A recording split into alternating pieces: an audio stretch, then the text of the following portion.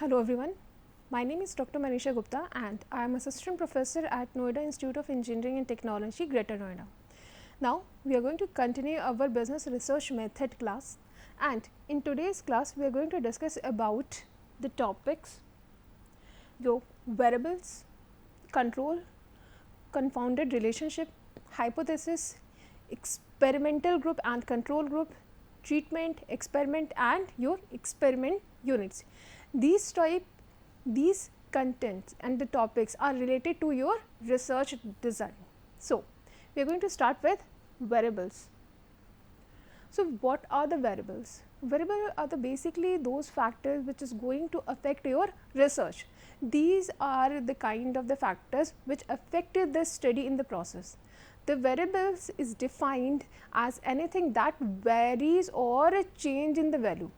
When the value of the variables change, then your result is also changed, and we actually study the variables or the relationship between the variables in our study. Variables could be anything.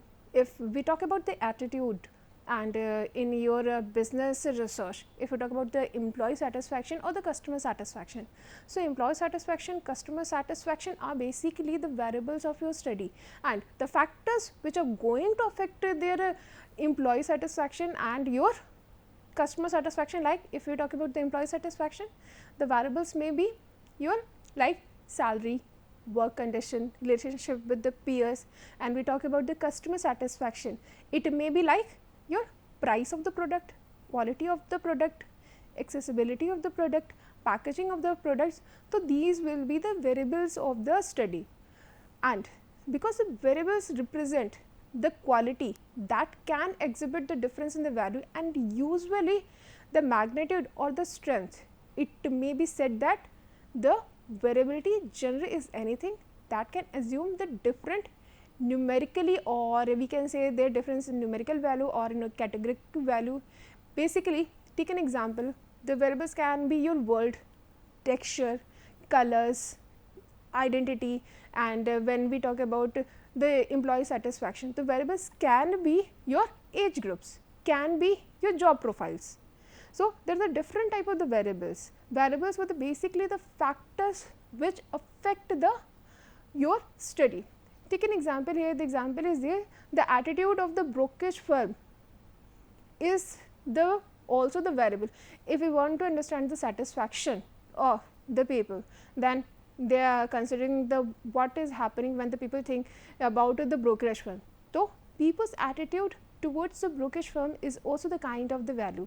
Here the variables can be your people's attitude, which may be vary from positive to negative.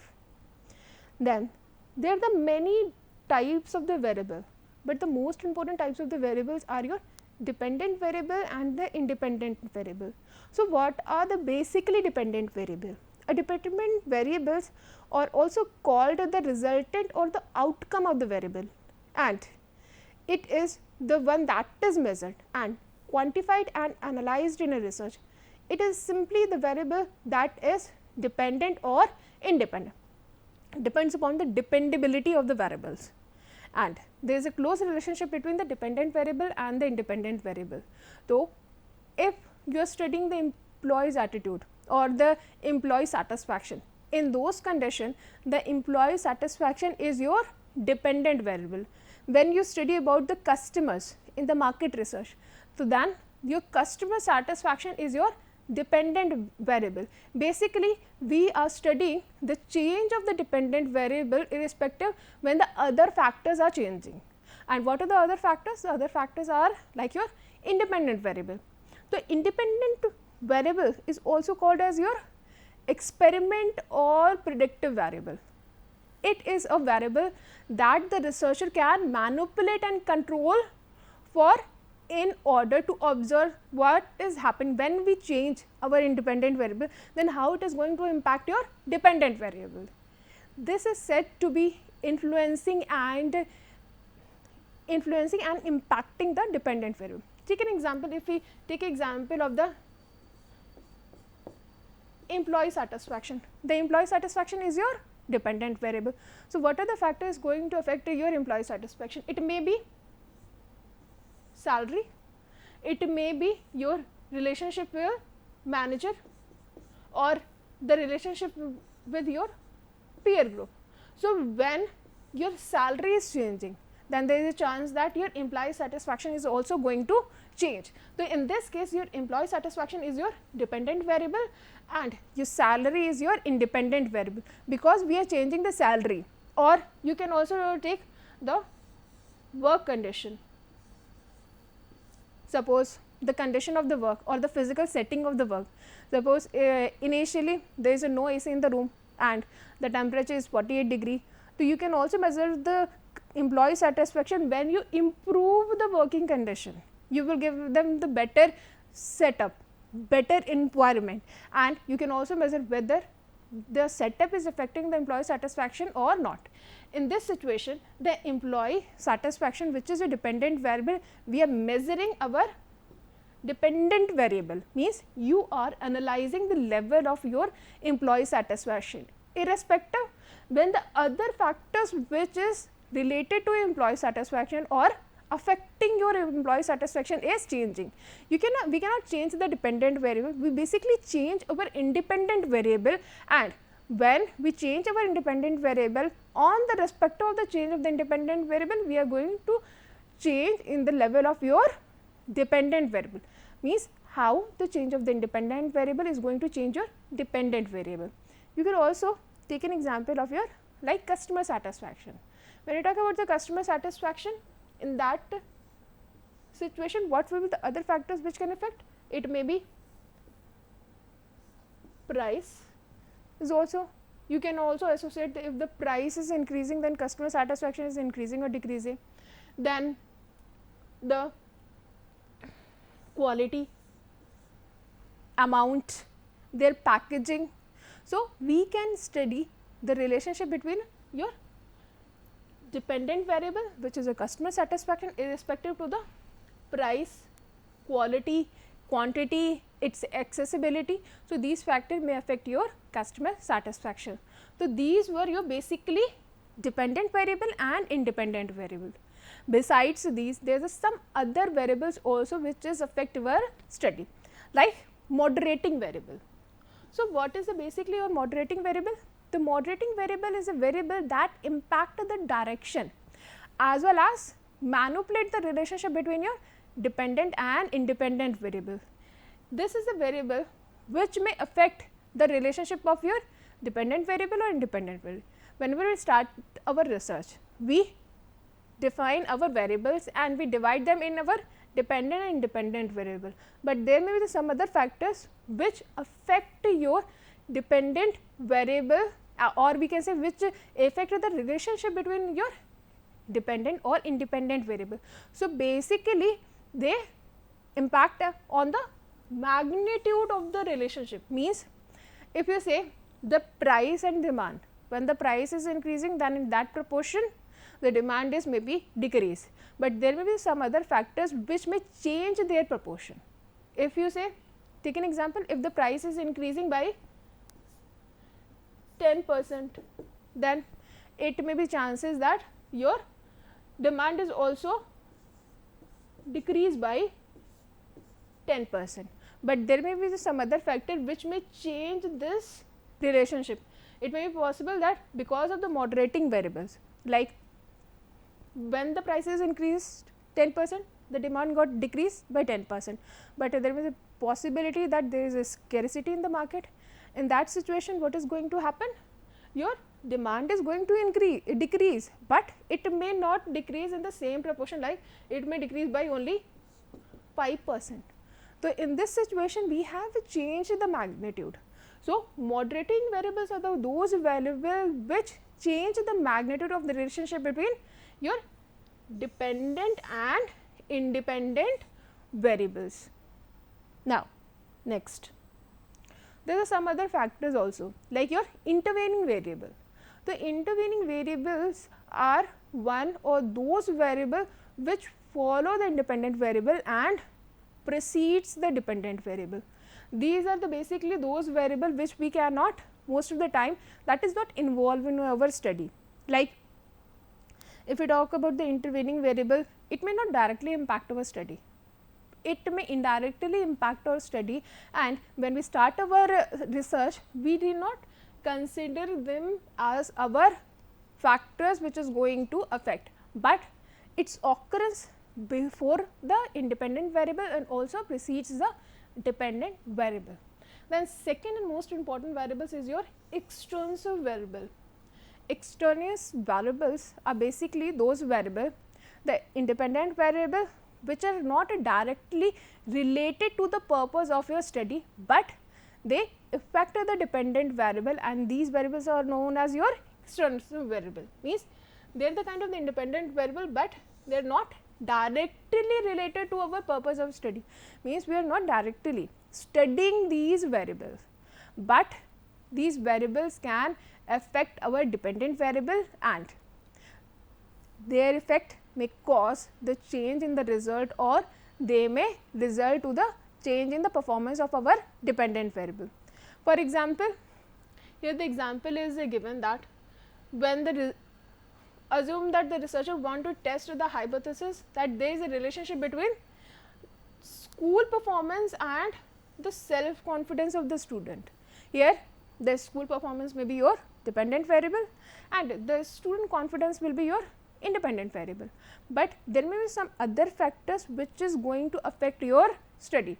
Like if you say that it may be depend upon the teachers with whom they are performing, it may change teachers to teachers, or it may change subject to subject. So these type of the variables which is going to affect our study besides our independent variable, they are the kind of the independent variables, but they did not directly impact our study. So these were our extrinsic variables. Now next is manifest and latent variable. These are the type of the variable on the basis of either we can observe these variable or not.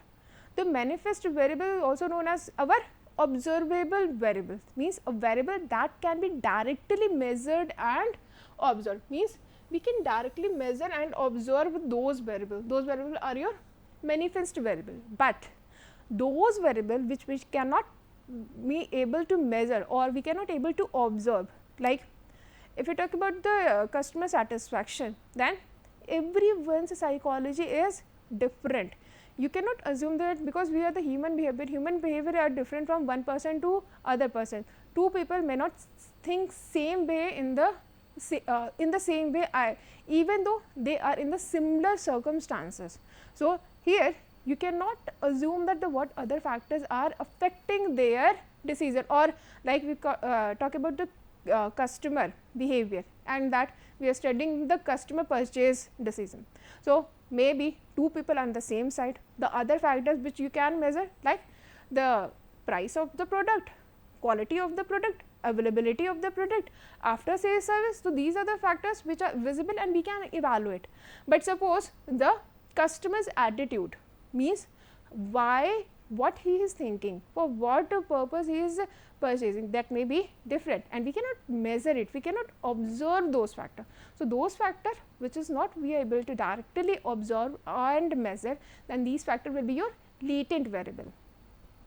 And it is also said that it is opposite of our latent variable, which is not directly observed and need to manifest like your latent variable. Basically those variable, it is just opposite to a manifest variable which we cannot able to directly observe and evaluate. The manifest variable are used in the latent variable statistical models also, means when we try to evaluate the latent variable. So there we can also evaluate our manifest variables. Next is concomitant variable, concomitant variables. So concomitant variables are also called as our covariants. So the covariants is a variables which are observed during the course of our research or the statistical analysis, but we cannot control it and it is not the focus of our analysis. Basically these are those variables which the researcher cannot control it, and basically when we start our research, that is not in our focus area also. Although these variables are not given any central recognition, and they may be confounding or interacting with the variables with the study. In basically, they initially we are not focusing on these variables, but it is possible that the concomitant variables may affect our study, these variables may interact with our variables, which may result to the effect of the study, effect of the result. And if we ignore these variables, then it can be result in the skewed or biased data, means our data is got manipulated and it may be get biased. So, there must be often to correct for in a final analysis. Take an example when you talk about our customer satisfaction, or take example like you are studying on the consumer purchase behavior, buying behavior. Some factors we have already discussed like your price, quantity, but there may be the other factors which researcher cannot control, like your economic environment. Suppose the economy is down, people are losing a job. So, in that situation, these type of the variable is not controlled by the researcher, but initially when they try to study the purchase behavior, these factors is not in a picture of the study, but at the end these factors can affect your study. So, we have to keep a count on it, and we have to study the impact of these variables also in our study. Next, we talk about control. So, basically what is control? One of the most important feature of the good research design is to minimize the effect of our extraneous variables. These variables affect our study directly and also in a number of the way. So, when we study and we try to control our extraneous variable, then the situation is your control. Technically, the term control is used when research design the study in such a manner that minimize our extraneous variables, means when you try to minimize its effects, it is called control. And control is basically used in our experimental research design when you reflect or try to experiment a condition. Like you have studied the Hawthorne experiment, in which the people try to control the other factors which is going to affect. So, in the normal experimental design, or a normal, if you take an example of the any scientific design, they try to control the other variables, like in the scientific study, you will study the relation between temperature, pressure, humidity. So, when you try to study the relationship between these variables, they try to control the other variables. So, when you try to control, and basically when you talk about the business research, we try to control our extraneous variable during the experimental design, and this is called control in research design. Next term is our confounded relationship. So, basically what is a confounded relationship? The relationship between our dependent and independent variable is said to be the confounded by the extraneous variable when the dependent variable is not free from these effects. Because like when we conducting any experimental research and we try to minimize the extraneous variable, the effect of this variable, but when we are not able to separate or minimize its effect on the dependent variable, if we are not able to minimize the effect of extraneous variable on the dependent variable, then the situation is called as your confound relationship. So, keep in mind, when we try to study, we try to minimize our extraneous variable, and when you are not able to control our extraneous variable, then the relationship is called as your confound relationship. Next term is your hypothesis. So, what is a hypothesis? When we start our study, we take a certain objectives, or in the normally we design our objective that what we want to study. In the similar way, we also make some statement. So, what is the statement? When we predict or hypothesize the relationship is tested by adopting any scientific method, then it is known as research hypothesis. So, basically the research hypothesis is a predictive statement that related to our dependent and independent variable. Generally it's like writing a statement about your dependent variable and independent variable, or we assume any statement like how the independent variable is going to affect your dependent variable. So, these type of the statement is basically your hypothesis, and because it is an imaginary statement, we have not done any research, but we make a statement to study that whether our statement is true or not. Generally the research hypothesis must be at least one independent variable and one dependent variable, whereas the relationship that is assumed but not be tested as a predictive statement, that is not a objectively verified, and thus this is not classified as our research hypothesis. Take an example of your research hypothesis. We have in starting from the starting we have discussing the two type of the statement, like one on our employee satisfaction, other one is on customer satisfaction. So, how we make this statement related to the customer satisfaction? Suppose we are studying on the customer satisfaction, then in that situation dependent variable is our customer satisfaction. What will the other factors which is going to affect? Like your price. So, we make a statement like the change in the price is going to affect the customer satisfaction. So, this is kind of hypothesis. We make initially a statement which is we are going to test, and basically there are two type of the hypothesis. One is null hypothesis, other one is alternative hypothesis. Basically the null hypothesis is opposite to your alternative hypothesis. You may take this statement positive or negative, like when we study the price change will directly affect the customer satisfaction, then it is our positive statement. But we can also say the alternate statement will be the price change will not affect your customer satisfaction, then it will be your alternative hypothesis. So, like the employee satisfaction, when you talk about the employee satisfaction, you can take a statement like like compensation practices, means the practices through which the employees get salary, bonus, all are the part of your compensation management. You can say that the compensation practices directly affected the employee satisfaction, and you can also say the statement like compensation practices did not affect your employee satisfaction. So, these type of the statements is your hypothesis. In our starting of the study, when we design our objective, then in the same time we also formulate our hypothesis of the study, and we conduct our study and carried out our study to either prove or disprove our hypothesis or the hypothetical hypothesis statement. Then there is experimental and control group. In the research, when the group is exposed to the usual condition, means the normal condition, in an experimental hypothesis, means we are doing an experiment and we try to test our experiment, but in the one situation you will conduct the experiment in a normal or a usual setting.